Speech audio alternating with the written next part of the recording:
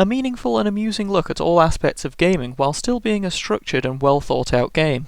The Magic Circle is part of an ever-growing genre based on the commentary about what it is to be a game and the silliness of it all. The most prominent part of the game is the open-world adventure consisting of controlling a horde using your powers of editing creatures and objects' traits. It would be foolish to start anywhere but the story and narrative which drives the game from start to finish, as this practically defines it. To call it fourth wall breaking would be a disservice, as it essentially slams a sledgehammer straight into the face of the player. You play as a beta tester, travelling through an unfinished game, rewriting it as you go to progress further, while the developers argue overhead about every aspect of the universe.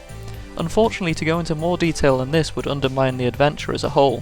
The story is uncovered by both cutscenes and a few varieties of somewhat obligatory audio logs, which I imagine were included as part of the commentary on the current standards in gaming. It is conveyed with fantastic voice acting throughout, all of which is both captivating and entertaining. The characters are all well written and brilliantly defined, as you can understand their individual goals quickly.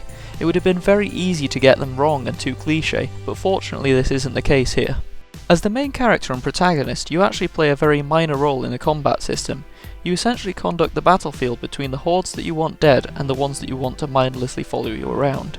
This doesn't mean that it isn't interesting, as you spend most of your time mixing and matching different traits to try and kill or distract your enemies so that you can take them or their abilities for your own.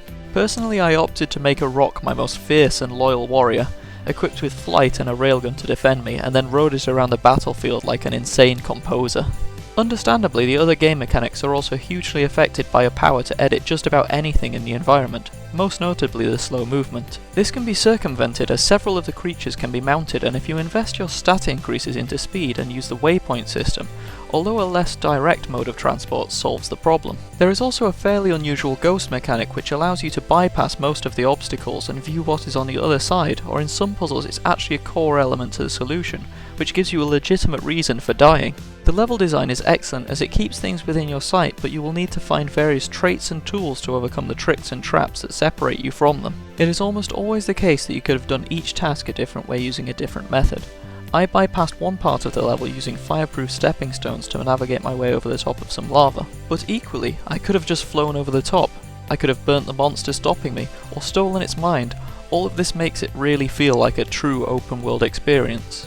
The graphical choices also make it quite aesthetically unusual and appealing, as it is mostly black and white but with influxes of colour in certain places like it has been partially coloured in. It also includes various sections with a completely different theme and style to reflect the fact that the game is stuck in development, with no direct decisions being made on what should actually be happening.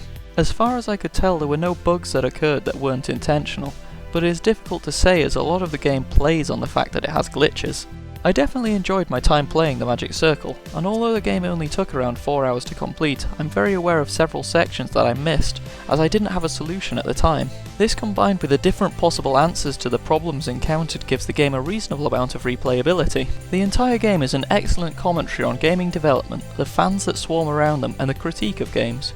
It takes jabs at all aspects while also respecting the importance of each. It's great fun to be given all the powers of being a god while being equally mocked and rewarded for using them.